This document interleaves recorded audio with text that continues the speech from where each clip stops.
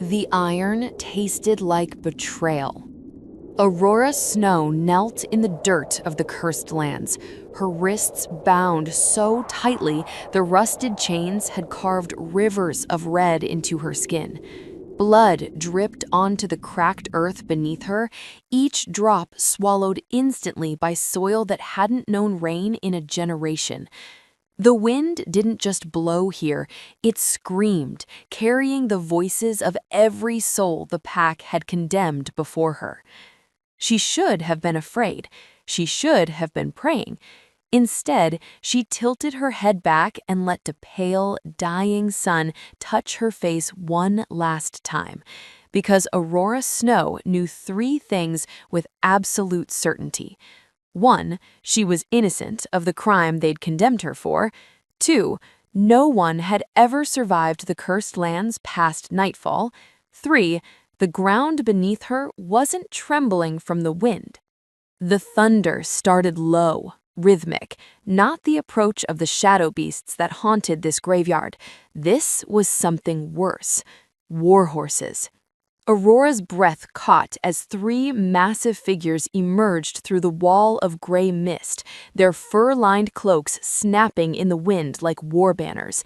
The scent hit her first, smoke, steel, and something ancient that made her wolf whimper in recognition, even as her human heart seized with terror. The Volk triplets, the sons of the very king she'd been accused of trying to murder.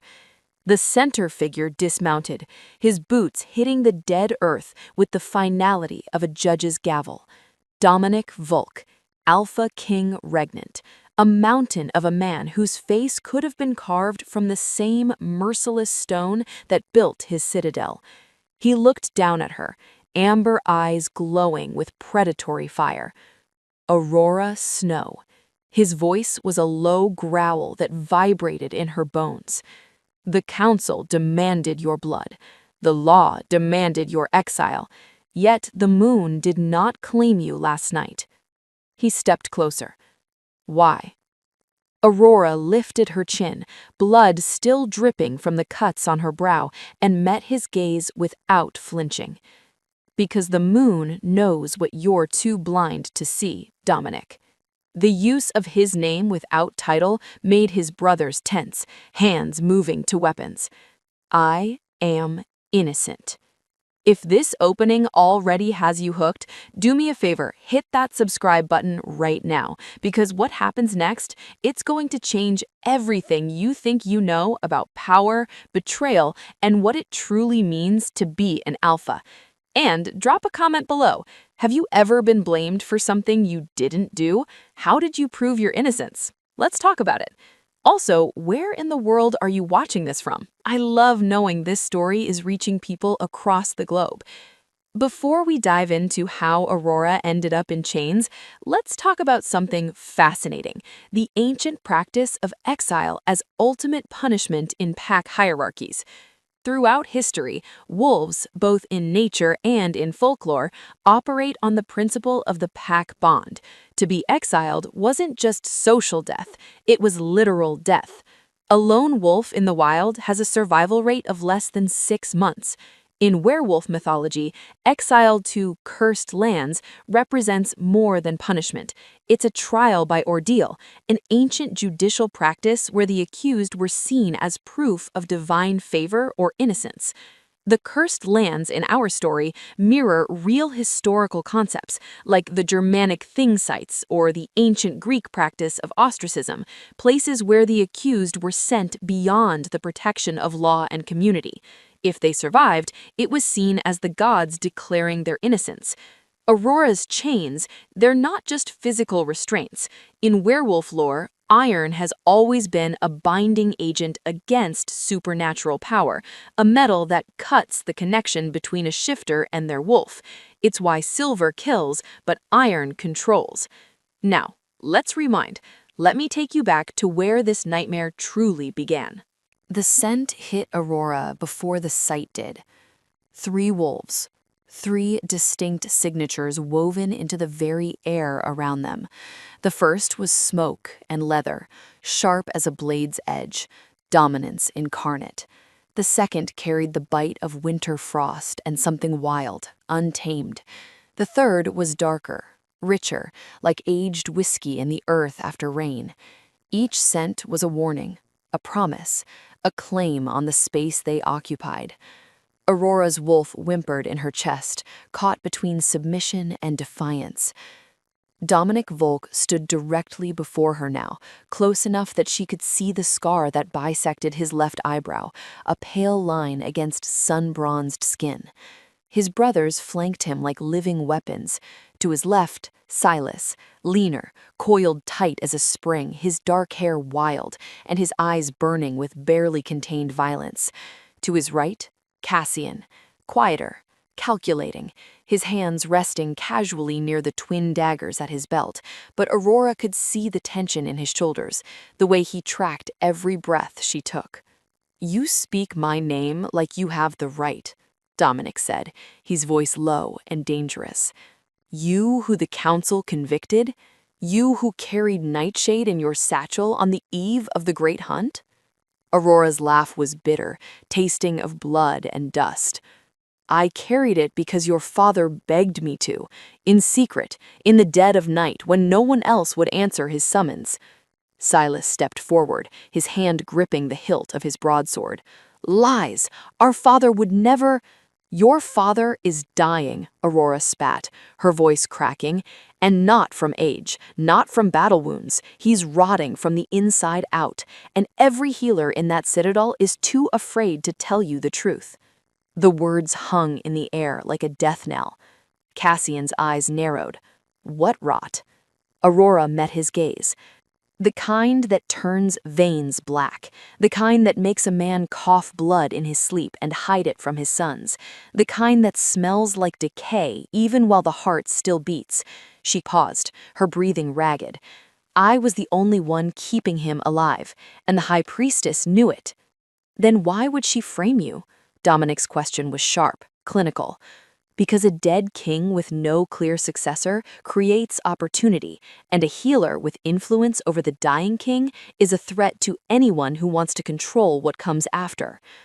The wind screamed around them, carrying the scent of death and forgotten things. Aurora could feel the cold seeping into her bones, the weight of the chains dragging her down.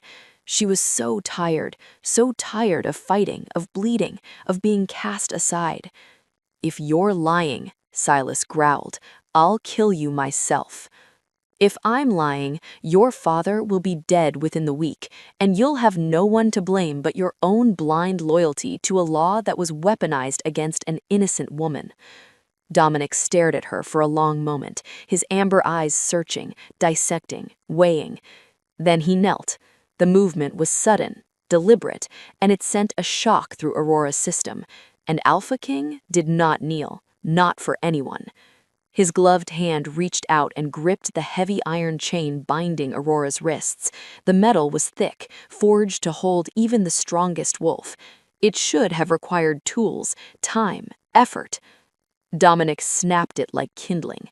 The sound echoed across the wasteland, sharp and final. Aurora gasped as the weight fell away, her wrists screaming with sudden relief even as blood continued to weep from the wounds. If the king is truly rotting from within, then there is a traitor in my halls more dangerous than a healer in chains. He stood, towering over her. "Get up, Aurora Snow. You're coming back with us." Not as a prisoner, not as a guest, as something far more dangerous, as the only person who might know the truth. The citadel smelled like stone and secrets. Aurora had been here before, of course, countless times as her mother's apprentice, delivering tonics and salves to the warrior class, tending to wounds that wouldn't heal cleanly. But she had never entered through the private gate, never walked the shadowed corridors reserved for the royal bloodline, never felt the oppressive weight of being somewhere she both belonged and was utterly unwelcome.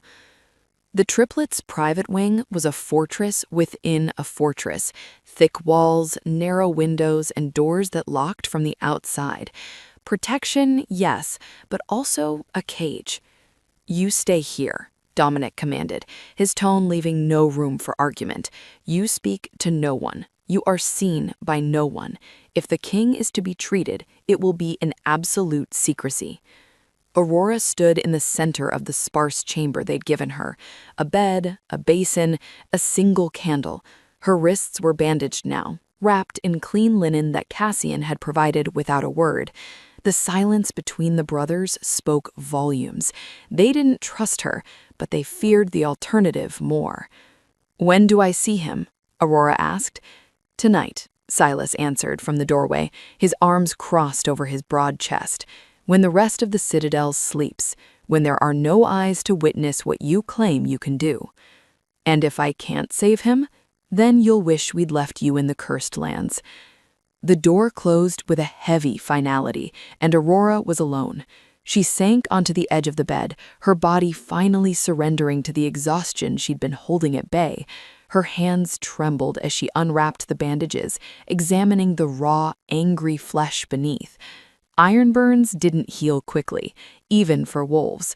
The metal had a way of lingering, of poisoning the very essence of what made them whole. She closed her eyes and let herself breathe. Just breathe. Hours later, when the moon hung high and the citadel had gone silent, the door opened again. Dominic stood there, alone this time, his expression unreadable. "It's time." She followed him through a labyrinth of corridors, down spiraling staircases that seemed to descend into the bones of the earth itself. The air grew colder, damper, tinged with the metallic scent of blood, and something else, something wrong. The king's chamber was hidden behind a door disguised as part of the stone wall. Inside, the smell hit her like a physical blow. Decay. Sweet and cloying, the unmistakable signature of flesh dying while the body still lived. The king lay on a massive bed, his once powerful frame reduced to a shadow of itself. His skin had a grayish tint, and when Aurora pulled back the furs covering him, she saw it. Black veins spreading like cracks in glass, webbing across his chest, his arms, his throat. "Gods," she whispered. Dominic stood in the corner, watching, always watching. "Can you help him?" Aurora didn't answer immediately. She pressed her fingers to the king's wrist, feeling for a pulse. It was there, but wrong, too slow, too weak, like a drum losing its rhythm. She peeled back one of his eyelids. The whites of his eyes were yellowed, threaded with the same black veins. "This isn't a disease," Aurora said quietly. "This is a curse." "Explain." "I can't. Not yet." She reached for her satchel, the one they'd returned to her, the one that had condemned her. Inside were her tools, her herbs, her life's work. "But I can slow it, maybe even stop it. I need time." She worked through the night, grinding herbs into paste, boiling water over a small brazier Dominic had brought in, mixing compounds that smelled of earth and bitterness. The king never woke, but his breathing eased slightly as she applied poultices to the blackened veins, as she coaxed bitter liquid past his cracked lips. Dominic never left. He stood sentinel in the shadows, his presence a constant pressure against her awareness. She could feel his eyes on her hands, watching every movement, cataloging every choice she made. Distrust radiated from him like heat from a forge. But there was something else, too, something that made the air between them feel charged, dangerous. "Why do you care?" Aurora asked without looking up from her work. "If he dies, you take the throne. Isn't that what you've been preparing for your entire life?" "I was preparing to earn it, not inherit it through poison and shadows." She glanced at him then, really looked at him, the hard lines of his face, the way his jaw clenched when he was holding something back, the way his hands curled to fists at his sides, as if he wanted to fight something he couldn't see. "You believe me," she said softly, "about the high priestess. I believe someone wants him dead. Whether it's you or her remains to be seen." "Fair enough." As dawn approached, Aurora finally stepped back from the bed. The king's color was slightly better, the blackened veins less prominent. It wasn't a cure, but it was progress. "He'll sleep now," Aurora said, exhaustion making her sway on her feet.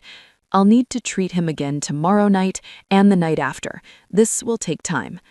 Dominic moved closer, and Aurora's breath caught.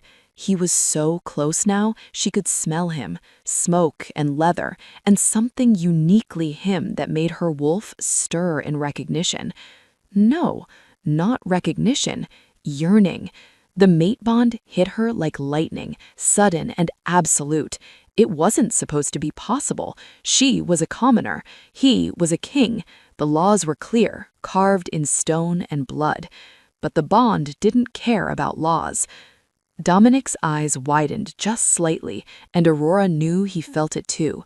The pull, the undeniable, unbreakable thread connecting them. He stepped back as if she'd burned him. Get some rest, he said, his voice colder than before. I'll have food sent to your room. He left without another word, and Aurora stood alone in the chamber with a dying king and a truth that could destroy them both. The mate bond was forbidden, and Dominic Volk was hers. The king's improvement lasted 3 days. 3 days of secret midnight treatments, of Aurora grinding herbs by candlelight and slipping through silent corridors under Dominic's watchful guard. 3 days of the black veins receding, of color returning to the old wolf's face, of his breathing growing stronger. And then, on the 4th night, everything went wrong. Aurora arrived at the hidden chamber to find the king convulsing, his body arching off the bed in violent spasms. Black foam bubbled from his lips, and the veins, the ones that had been fading, were back with a vengeance, spreading like wildfire across his skin. But this time, they weren't just black. They pulsed with a sickly greenish light, as if something alive writhed beneath his flesh. "What's happening?" Silas demanded, grabbing Aurora by the shoulder. "You said he was getting better." "He was," Aurora wrenched free, rushing to the king's side.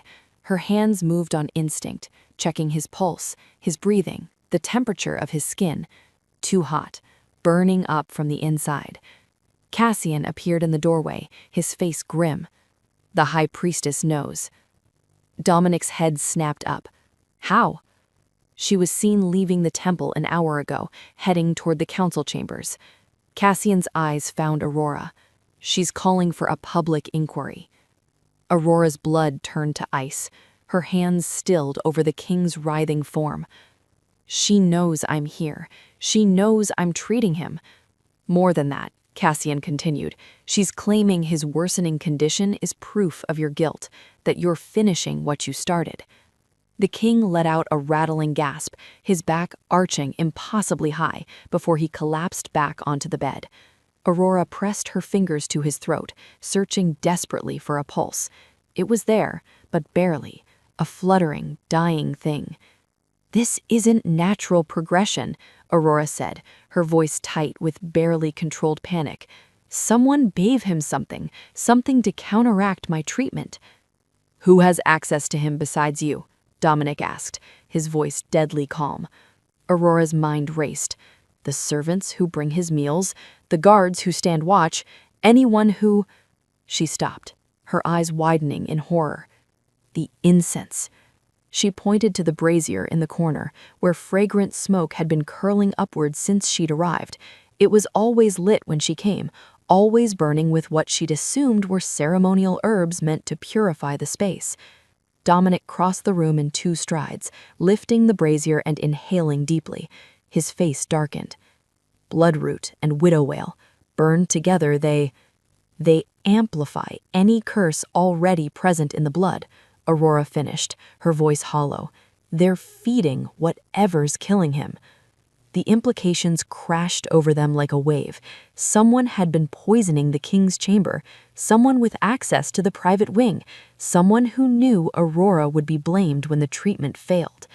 The king's breathing grew more labored, each breath a wet, rattling wheeze. Aurora worked frantically, mixing a counteragent, forcing it down his throat, but she could see it wasn't enough. The damage was accelerating. His lips were turning blue, his eyes rolling back in his head. "He's dying," she whispered. Silas slammed his fist into the stone wall hard enough to crack it. 3 days. You had 3 days to save him, and you— She didn't do this. Dominic's voice cut through the tension like a blade. This was deliberate sabotage. Or, a new voice said from the doorway, smooth as poisoned honey, or it was the natural consequence of trusting a convicted traitor. The high priestess stepped into the chamber, her white robes gleaming in the candlelight, her face a mask of false sympathy. She was beautiful in the way a blade is beautiful, sharp, cold, and dangerous. 2 council members flanked her, their expressions grave. "Alpha Dominic," she said, inclining her head with just enough deference to avoid outright disrespect. "I have been informed that you are harboring the condemned woman in direct violation of pack law, and now I find the king at death's door, his condition worse than ever." Her eyes slid to Aurora, glittering with triumph. How predictable. Aurora's blood was still stained with the king's blood, her clothes reeking of the herbs she'd used in desperate attempts to save him. She looked exactly like what the priestess wanted everyone to believe, a poisoner caught in the act. She was treating him, Dominic said, stepping between Aurora and the priestess, making progress until someone contaminated this chamber with bloodroot incense. Or, she countered, she was slowly killing him while pretending to heal him, ensuring his death could not be traced back to the initial poisoning. She gestured to the council members. "The law is clear. A trial was held, sentence was passed. By bringing her back, you have endangered not just your father, but the entire pack's faith in our justice system." One of the council members stepped forward, his face apologetic but firm. "Alpha Dominic, we must insist on a formal inquiry. If Aurora Snow is innocent as you claim, let her prove it before the assembled pack." "A trial by fire," the high priestess said, her smile sharp as broken glass. "Let the old laws decide her fate. If she is pure, the flames will not consume her. If she is guilty," she shrugged delicately, "the moon will have her justice." Aurora felt the blood drain from her face. Trial by fire wasn't just a test, it was an execution with a different name. The flames were always fatal. The only question was how quickly they killed. Behind her, the king let out one last shuddering breath and went still. Not dead, but close enough that the difference barely mattered. The high priestess's smile widened. "The trial will be held at dawn. Prepare yourself, child. The truth will burn away all lies." She swept from the chamber, the council members following in her wake, leaving Aurora alone with the triplets and a dying king. Dominic's jaw was clenched so tight she could see the muscle jumping beneath his skin. Silas looked murderous. Cassian was calculating, his mind already working through strategies, escape routes, possibilities. But Aurora knew the truth with bone-deep certainty. The high priestess had won, and unless something changed in the next few hours, Aurora Snow would burn at sunrise. Dawn came too quickly, painting the stone courtyard in shades of blood and gold. Aurora stood in the center of the gathering, her hands unbound this time. There was no need for chains when you were surrounded by 300 wolves, all of them baying for justice. The pyre had already been built, thick logs stacked in a perfect circle, soaked in oil that gleamed wetly in the early light. The smell of it made Aurora's stomach turn. She'd seen trial by fire once as a child, watched a man accused of treason scream until his voice gave out, until the flames took even that from him. The high priestess stood on the raised platform, her white robes billowing in the morning wind, her face serene as a saint's. Behind her, the council members sat in solemn judgment, their expressions carved from stone. "Aurora Snow," the priestess's voice rang out across the courtyard, magically amplified so every ear could hear. "You stand accused of attempting to murder our Alpha King through poison and dark magic. The evidence is clear. The king's condition worsened under your care. You were found with the instruments of death. The law demands blood for blood, fire for fire." The crowd roared its approval, a sound like thunder, like hunger given voice. Aurora's eyes found Dominic in the crowd. He stood with his brothers at the front, his face a mask of cold fury. Silas looked ready to tear someone apart.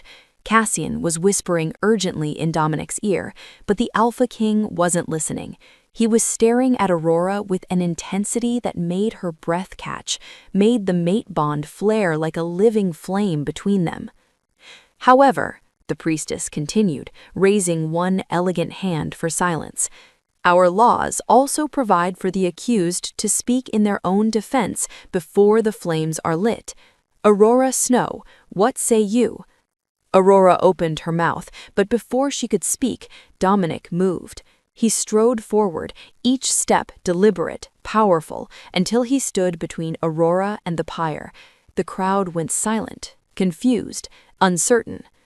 I invoke the right of triple sovereignty, Dominic's voice carried across the courtyard like a whip crack, like a command that could not be denied. The high priestess's serene expression flickered. Alpha Dominic, you cannot— I can, and I do. Dominic turned to face the pack, his amber eyes blazing. Under the old laws, under the Cerberus code that governs the Iron Kings, I claim Aurora Snow as mate bond to the Triple Crown. Gasps rippled through the crowd like wind through wheat. Silas and Cassian stepped forward, flanking their brother. Silas looked grim but resolute. Cassian's expression was unreadable. Under the Cerberus law, Dominic continued, his voice unwavering, to harm one who is claimed by the Triple Crown is to declare war on all three Alpha Kings simultaneously. To execute her is to challenge our sovereignty. To burn her is to burn the bond itself. The high priestess's face had gone pale. This is highly irregular. The woman was convicted before. The woman is ours. Dominic's voice dropped to a growl that made every wolf in the courtyard take an instinctive step back.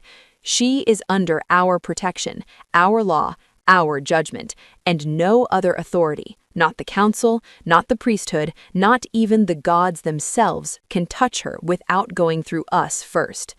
Aurora's mind was reeling. The right of triple sovereignty was ancient, rarely invoked, meant for times of war when the triplets needed a united front. To use it now, to use it for her, was insane. It was also brilliant, because the Cerberus law was absolute, a relic from the old days when the triplets' ancestors had ruled not just one pack, but dozens, when their word had been law across entire territories. To invoke it now was to remind everyone exactly who held the real power in this citadel. The high priestess's jaw clenched. If this is truly your will, Alpha Kings, then the law must be obeyed. But know this, a false bond cannot hide the truth forever. If she is guilty, the moon will reveal it in time. Then we will face that judgment when it comes, Cassian said quietly, speaking for the first time. Not today. The crowd erupted into chaos, shouting, arguing, some howling their approval, others their outrage. But it didn't matter. The law had been invoked. The bond had been claimed. Aurora was untouchable. The triplets escorted her from the courtyard, their bodies forming a wall around her, protecting her from the press of the crowd. No one dared come too close. Not now. Not when defying her meant defying all three of them. But once they were back in the private wing, once the door had closed and they were alone, Aurora's shock gave way to fury. You used me, she hissed, rounding on Dominic. You turned me into a political shield without even asking. You saved your life, Dominic shot back, his voice hard as iron. By claiming a bond that doesn't exist. Silas and Cassian don't want me. And you, she gestured wildly between them, you only did this to maintain order, to keep the pack from tearing itself apart over a power struggle with the priestess. Silas looked away, his jaw tight. Cassian remained silent, his expression carefully neutral. But Dominic stepped closer, close enough that Aurora could feel the heat radiating from him, could smell the smoke and leather scent that made her wolf keen with recognition. "You think the bond isn't real?" he whispered, his voice low, dangerous, intimate in a way that made her heart stutter. "You think I don't feel it every time you're near? That pull, that certainty, that absolute knowing that you are mine and I am yours?" Aurora's breath caught. "Dominic," he continued, his amber eyes burning into hers, "I invoked the right because it was the only way to keep you alive, but don't mistake political necessity for a lie. The bond is real for me, Aurora. It has been since the moment I saw you kneeling in those chains, refusing to break."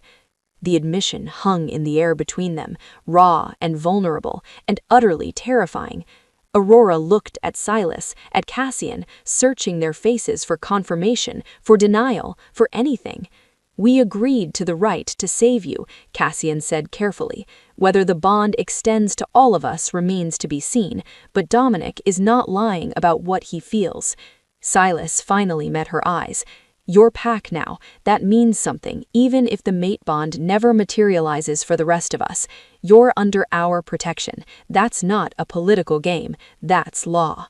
Aurora felt tears burning behind her eyes, frustration and confusion, and something dangerously close to hope warring in her chest. She was safe, she was claimed, she was trapped in a lie that might not be a lie at all. And somewhere in the shadows, the High Priestess was already planning her next move. The elevation happened overnight. One moment, Aurora was a condemned prisoner.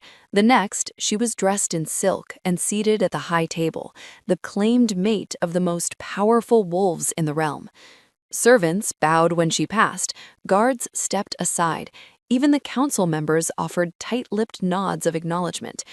But silk was still a chain if you couldn't leave. Aurora's new quarters were luxurious. Soft furs, a massive bed, windows that overlooked the mountain ranges beyond the citadel. But the door was still guarded. She was still watched, still a prisoner, just in a prettier cage. Dominic had tried to explain it as necessary precautions. The pack was unstable, he'd said. Tensions were high. Until things settled, she needed to remain close, protected, visible only when they controlled the narrative. "You mean hidden," Aurora had countered coldly. He hadn't denied it. The king's recovery had been sudden, almost miraculous. One day he was at death's door, black veins crawling across his skin, and the next he was sitting up, eating, his color returned, his strength flooding back as if the illness had never existed. Aurora should have been relieved. Instead, dread pooled in her stomach like ice water. She'd continued treating him in secret, but something had changed. The rot hadn't just stopped, it had reversed, and not gradually, not through careful healing, but all at once, as if someone had flipped a switch. It wasn't natural. It wasn't her. "You did it," Dominic had said that morning, finding her in the king's chamber, staring at the empty bed where his father had been mere hours before. "You saved him."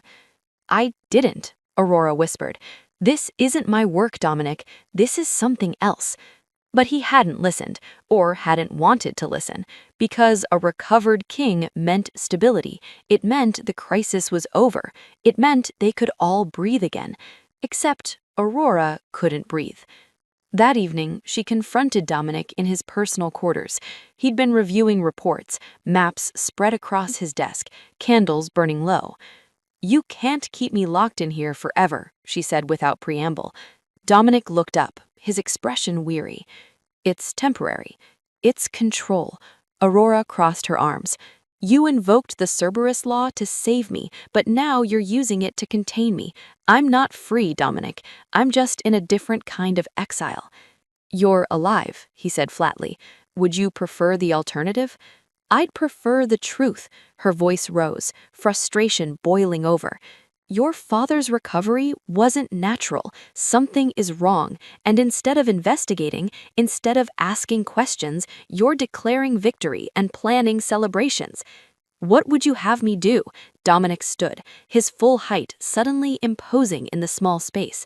"Announce to the entire pack that I don't trust my own father's healing? That would cause panic, chaos. It would cause awareness," Aurora shot back. You rule through control because you don't know how to rule through truth. You're so obsessed with maintaining order that you can't see when the order itself is the problem." The words hung between them, sharp as broken glass. Dominic's jaw clenched. "You don't understand what it means to lead. And you don't understand what it means to trust." Aurora held his gaze. "You claim I'm your mate, that the bond is real, but you won't listen to me when I tell you something is wrong. What kind of partnership is that?" For a moment, something vulnerable flickered in Dominic's eyes. Then it was gone, replaced by cold pragmatism. "My father is hosting a celebration feast tomorrow night to honor his recovery and to formally present you to the pack as our claimed mate. You will attend. You will smile. You will play the role we need you to play. And if I refuse, you won't." It wasn't a threat. It was a statement of fact. Aurora turned away, her hands curling into fists. "This isn't a bond, Dominic. It's a transaction, and I'm just another piece on your political chessboard."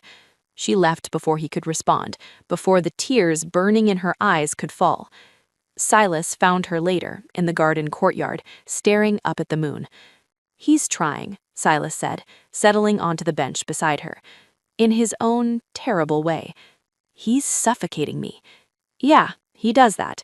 Dominic doesn't know how to protect people without controlling them. It's how he was raised, how all of us were raised." Aurora glanced at him. "And you? What do you think of this arrangement?" Silas was quiet for a long moment. "I think you scared the hell out of all of us. Not because you're dangerous, because you make us want to be better than we are." He met her eyes. "That's terrifying for men who've built their entire identity on being unbreakable." Before Aurora could respond, Cassian appeared in the doorway. "The king wants to see you. All of you. He's making the announcement about the feast now." They found the Alpha King in his throne room, looking healthier than Aurora had ever seen him. His skin glowed, his eyes were clear and bright. He stood tall, powerful, every inch of the legendary warrior he'd once been. "My sons," he said warmly, embracing each of them in turn, "and Aurora, the woman who saved my life." Aurora felt her skin crawl. Something about him was wrong. The way he moved, the way he smiled, it was all slightly off, like a puppet mimicking humanity. "Tomorrow night," the king continued, "we feast. We celebrate life, love, and the strength of our bloodline. I want the entire pack present. I want every ally, every dignitary, every witness to see that the Volk family stands united and unbreakable." Dominic nodded. "It will be done, father." The king's smile widened, and for just a moment, so brief Aurora almost thought she imagined it, his eyes flashed black as midnight. The great hall had been transformed into something out of a fever dream. Hundreds of candles cast dancing shadows across stone walls draped in crimson and gold. Long tables groaned under the weight of roasted meats, fresh bread, barrels of wine. Musicians played in the corner, their instruments weaving melodies that should have been celebratory, but somehow felt ominous, like funeral dirges dressed in major keys.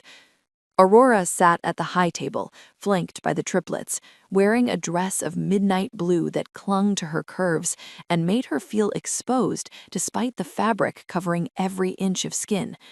Her hair had been styled, her face painted, her wrists adorned with delicate silver cuffs that looked nothing like chains but felt exactly like them.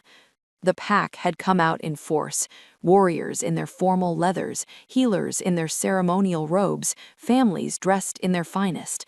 They ate, they drank, they laughed, but underneath the celebration, Aurora could feel the tension humming like a plucked string. Too many eyes watching, too many forced smiles, too much pageantry masking fear.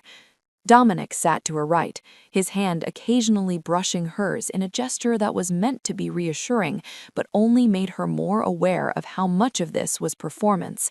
Silas was on her left, his body coiled tight, his eyes constantly scanning the crowd.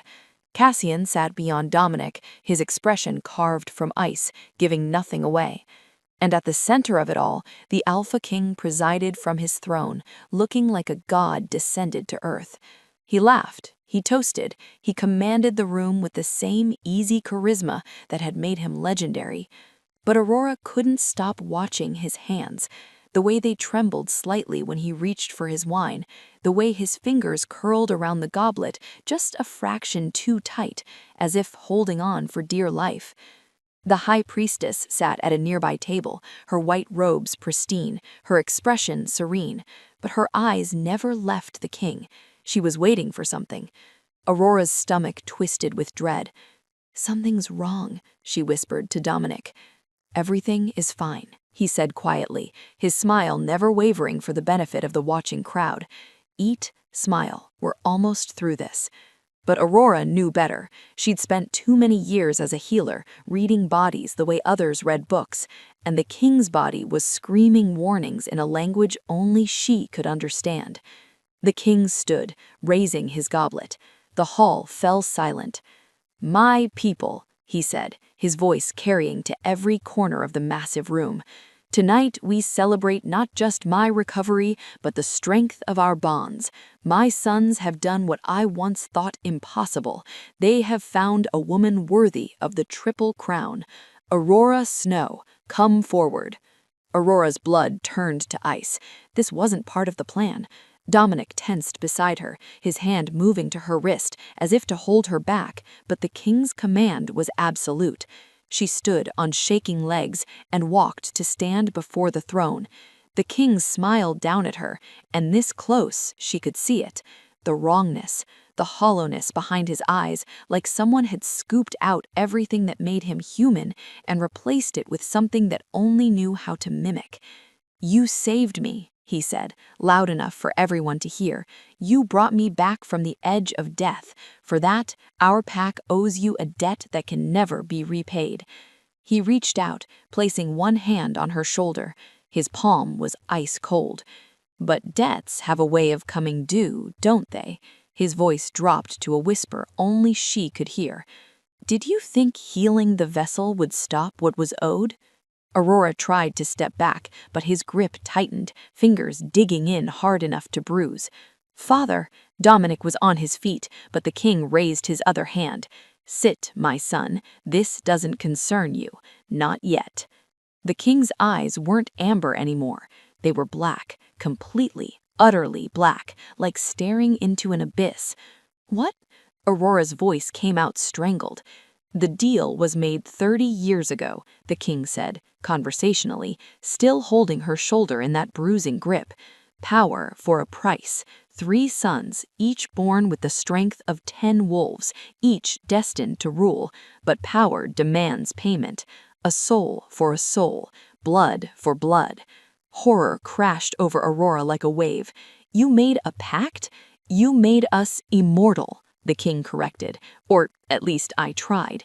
The entity I bargained with was patient. It waited, it watched, and when my beloved queen died, it came to collect. But she wasn't enough. The debt passed to the next woman to be claimed by the Volk bloodline." Understanding hit her like a physical blow. The right of triple sovereignty. Indeed, the king's smile widened, grotesque. "When my sons invoked the ancient law to save you, they didn't realize they were designating you as the payment, the sacrifice the darkness required. A woman claimed by all 3 kings, a soul bound to the Volk bloodline. Perfect symmetry." Dominic was moving now, Silas and Cassian with him, but it was too late. The king pulled a ceremonial dagger from his belt, the same one worn by every Alpha King since the founding of Volcra, and before anyone could stop him, he plunged it into his own chest. The sound was wet, final, obscene. Blood bloomed across his robes, black instead of red, thick as tar. It hit the stone floor with a sound like thunder, and where it landed, the ground began to crack, to smoke, to writhe. The shadows in the hall came alive. They peeled away from the walls, from the corners, from under the tables. They moved like oil, like smoke, like living things with hunger in their hearts. Screams erupted throughout the hall as pack members tried to flee, but the doors wouldn't open, the windows wouldn't break. They were trapped. The king's body collapsed, but he was laughing, even as the light left his eyes. The gate is open. The debt will be paid. The high priestess rose from her seat, and for the first time all night she looked genuinely pleased. Did you think I framed you out of jealousy, girl? I needed you cast out so the entity could claim you in the cursed lands where its power is strongest. But these fools brought you back, and in their arrogance, they completed the ritual for me. Aurora felt tears streaming down her face. You knew what he'd done. I've always known. I was there when he made the pact. I was his priestess then, too, and I've spent 30 years ensuring the debt would be paid. She gestured to the writhing shadows. The entity demands a soul bound to the Volk bloodline. You are that soul, and now one of you must die to close the gate. The woman or one of the 3 kings who claimed her. Dominic grabbed Aurora, pulling her behind him. Silas and Cassian formed a wall, their eyes glowing amber, their wolves rising to the surface. You'll have to go through all of us, Dominic snarled. The priestess smiled. That can be arranged. The shadows surged forward, and the feast became a massacre. The shadows moved like living things, like predators that had been starved for decades and finally released to feed. They poured through the cracks in the stone floor, spreading across the great hall in waves of writhing darkness that swallowed the candlelight and left only terror in their wake. A warrior near the back tried to shift, his body convulsing as his wolf rose to the surface. But the moment his claws emerged, the shadows wrapped around him like chains. He screamed, a sound that started human and ended as something broken and inhuman, before the darkness dragged him down into the cracks in the floor. Gone, just gone. Panic erupted. Pack members rushed the doors, clawing at wood that wouldn't budge, pounding on windows that refused to break. The strongest warriors formed defensive lines, but what could teeth and claws do against smoke, against shadows that had no flesh to tear, no throat to rip? "Stay behind us," Dominic roared, his voice carrying over the chaos with alpha command that made every wolf in the hall instinctively obey. He, Silas, and Cassian had shifted into a protective formation around Aurora, their bodies acting as living shields. But Aurora could see it in their eyes, the calculation, the desperate understanding that this was a fight they couldn't win through strength alone. The shadows coalesced at the center of the hall, above the pool of the king's black blood, forming into something almost solid, almost recognizable. It had too many limbs, too many eyes, a shape that hurt to look at directly. When it spoke, the voice came from everywhere and nowhere, a chorus of whispers that made Aurora's bones ache. The debt is due. A soul bound to the Volk bloodline. Payment must be rendered. "You'll get nothing," Silas snarled, his claws extended, his eyes blazing with fury and helplessness. The pact was made. The price was set. The woman carries your claim. One of you must die, or all of you will be consumed. The entity's many eyes fixed on Aurora. Choose. Dominic's hand found hers, squeezing tight enough to hurt. There has to be another way. "There isn't," the high priestess called from her position near the throne, her voice carrying a note of satisfaction. "The old magic doesn't bargain. It doesn't compromise. It takes what it's owed." Cassian's mind was racing. Aurora could see it in the set of his shoulders, the way his eyes darted between the entity, the shadows, the trapped pack members. What if we renounce the bond, if she's no longer claimed by the Volk bloodline? Too late. The entity's laughter was like breaking glass. The right was invoked. The words were spoken. Blood recognized blood. The bond exists whether you acknowledge it or not. Another scream cut through the hall as the shadows claimed a second victim, then a third. Families huddled together, children crying, warriors standing useless with weapons that couldn't cut darkness. Aurora felt something crack inside her chest. All these people dying because of a debt she'd never agreed to pay, because of a pact made before she was born, because powerful men always found ways to sacrifice others for their ambitions. How long? She asked quietly, her voice somehow cutting through the chaos. Dominic's head snapped toward her. Aurora, no! How long until it takes everyone? She looked at the entity, meeting those too many eyes without flinching. If no one pays, if we all refuse, does it just keep feeding until there's nothing left? Until the last heart stops beating, the entity confirmed. I am patient. I will have my due, one way or another. Aurora looked at the triplets, at Dominic with his fierce protectiveness and inability to trust, at Silas with his wild rage barely held in check, at Cassian with his calculating mind and hidden depths. These men who had saved her, claimed her, infuriated her, and somehow made her believe that maybe, just maybe, she could be more than what the world had tried to make her. Then take me, she said. No! Dominic's roar shook the walls. His hand tightened around hers, pulling her closer. Absolutely not. We'll find another way. There is no other way, Aurora's voice broke. Look around you, Dominic. People are dying. Children are dying. How many more before your pride lets you see the truth? It's not pride, he snarled, and she could see tears in his eyes now, amber burning with anguish. It's love. I will not let you die for my father's sins. I won't. Silas moved to stand beside his brother.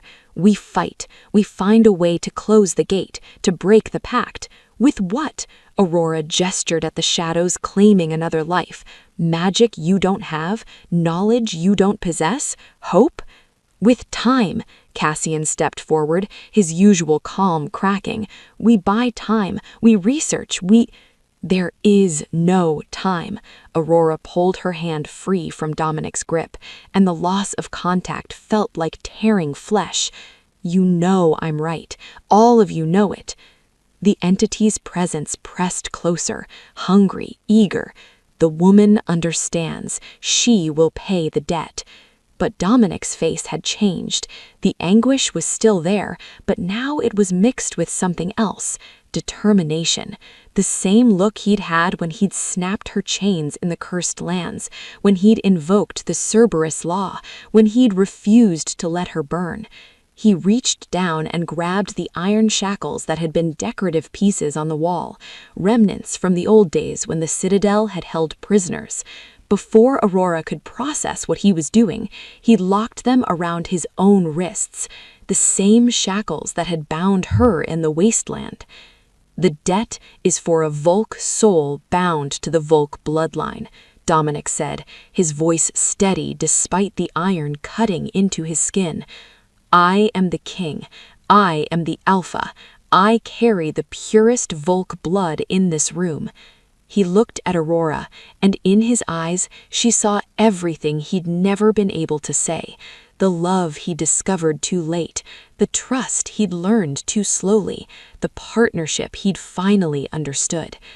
Take the head, he said to the entity, and let the body live. Then he used his alpha command, the only thing his brothers couldn't resist, the voice that compelled absolute obedience from anyone carrying Volk blood. Stand down. Do not follow. Do not interfere. Silas and Cassian froze, their bodies locked in place by the command, their faces contorted with rage and grief. And Dominic Volk, Alpha King, walked toward the rift that had opened in the center of the hall. Aurora's scream cut through the hall like a knife, raw and primal and absolutely furious. The Alpha Command didn't work on her. She wasn't Volkblood, wasn't bound by the same laws that held Silas and Cassian frozen and helpless. She ran. Her hand caught Dominic's just as he reached the edge of the rift, just as the shadows began to wrap around his legs, pulling him down into that writhing darkness. His head whipped around, eyes wide with shock and something that might have been pride. "Aurora, let go!" "No!" She tightened her grip, her fingers lacing through his even as the iron shackles cut into his wrists, even as the shadows tried to pull him away. "You don't get to do this. You don't get to sacrifice yourself and call it love." The entity's presence pressed closer, curious now, amused. The woman objects to the payment? The woman has a better idea. Aurora's free hand went to the pouch at her belt, the one they'd returned to her, the one that contained her herbs, her tools, her life's work. Her fingers found what she was looking for and closed around it. The vial of nightshade extract, the same one she'd been accused of using to poison the king. Dominic's eyes widened in understanding, then horror. "Aurora, what are you—" "The cursed lands aren't just a wasteland," Aurora said, her voice steady, despite the chaos, despite the fear, despite everything. "They're a living organism. They feed on despair, on death, on the souls of the abandoned. But they're also part of the earth, connected to it, bound by the same natural laws." She held up the vial so the entity could see it, so everyone could see it. "Nightshade isn't a poison to humans. It's a sedative for the spirits of the earth. It forces them into dormancy, into sleep." She looked at the writhing shadows, at the entity that had demanded its pound of flesh. "You're not a demon. You're the accumulated rage of the cursed lands themselves, given form by a desperate man's bargain. You're hunger given purpose, pain given power."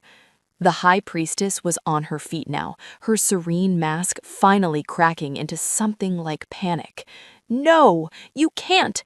"I'm a healer," Aurora said, simply.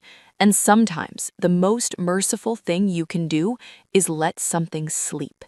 She threw the vial into the rift. The effect was immediate and catastrophic. The shadows recoiled, writhing, the entity's form beginning to dissolve like smoke in wind. The voice that had been a chorus became a scream, became a whisper, became nothing. "You dare!" The entity's words were fading, losing cohesion. "The debt is paid," Aurora said firmly. She pulled on Dominic's hand, pulling him back from the edge, away from the closing rift.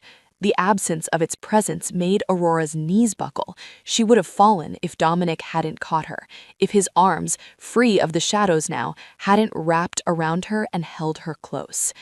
"You saved me," he said, his voice rough with emotion. "Again."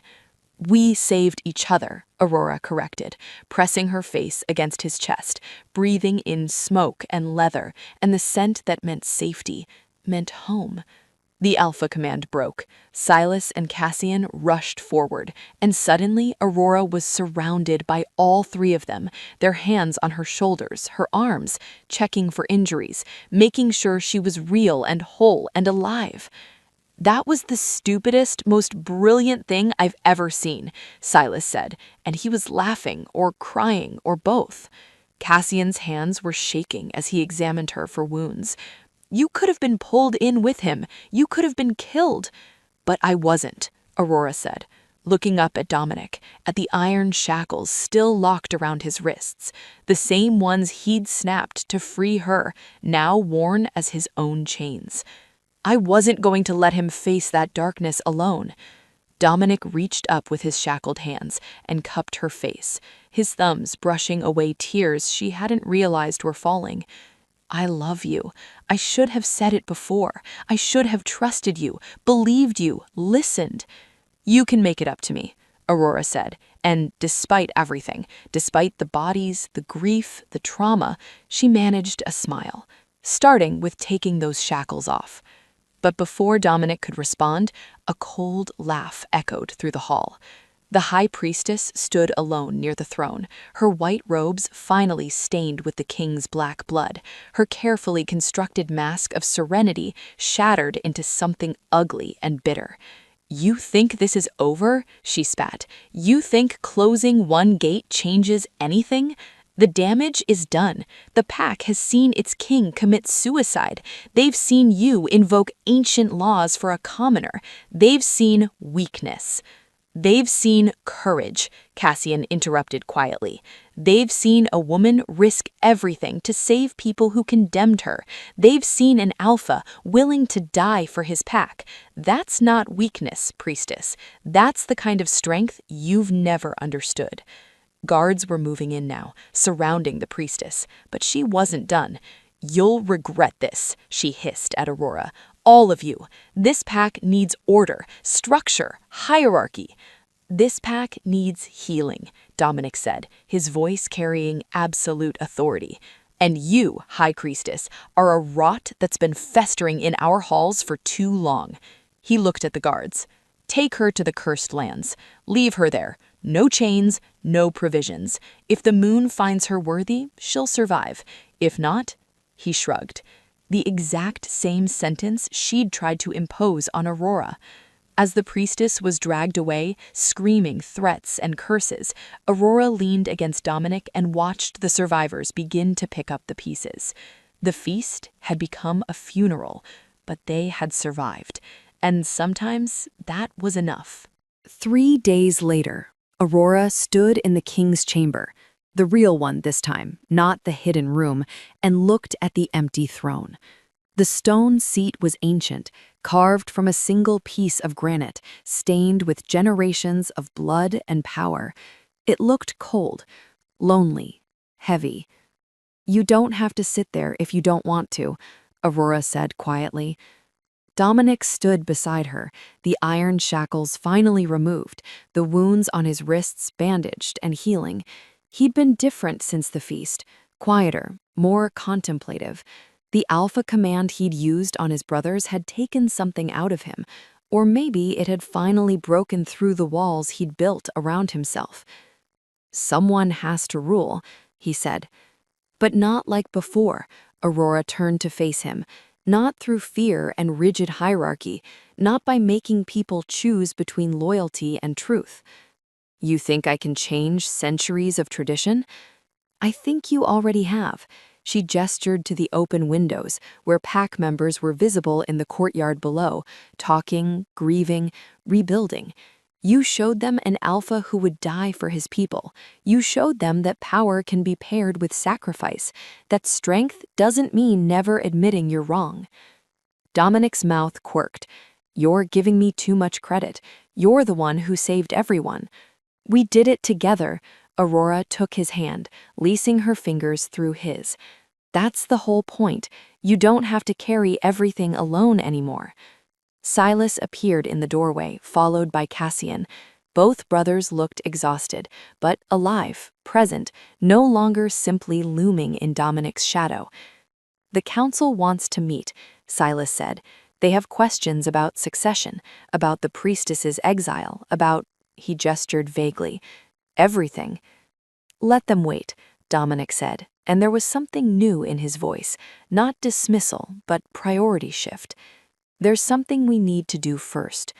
He led them all down to the main courtyard, where the pack had gathered. Hundreds of faces, some marked by recent grief, others by cautious hope. They went quiet when the triplets appeared, that instinctive deference to power. But Dominic didn't ascend to the raised platform. He stood on the ground, level with everyone else. "My father made a deal that should never have been made," Dominic said, his voice carrying without needing magical amplification. "He sought power at the cost of others' lives, and he paused, and Aurora could see the effort it took for him to speak these words. "I nearly perpetuated that cycle. I valued control over trust, order over truth. I would have let an innocent woman die rather than question the systems I was raised to uphold." Murmurs rippled through the crowd.